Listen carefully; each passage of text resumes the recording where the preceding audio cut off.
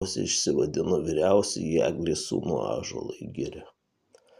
Apstoję ėmė kamantinėti, bet šis apsimetė nieko nežinąs, plėkė jį rykštėmis, ką bedarė, bet iškvosti negalėjo. Paleisdami namo dėdės įgrasino, kad nieko nesakytų savo motinai.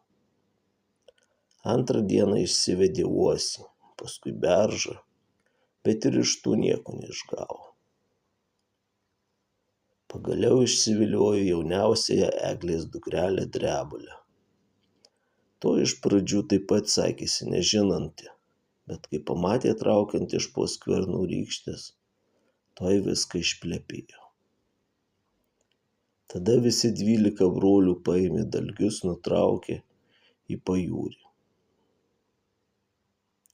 Atsistojo ant kranto ir šaukė: Žilvine, žilvinėli, jei tu gyvas pieno puta, jei negyvas kraujo puta. Kai tik žaltys atplaukė, tuoj visi vyrai supuolė ir užkapojo.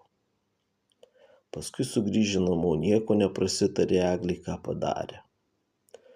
Praėjus 9 dienoms Eglė atsisveikino su visa gimine, nuėjo į pajūrį ir šaukė Žilviną.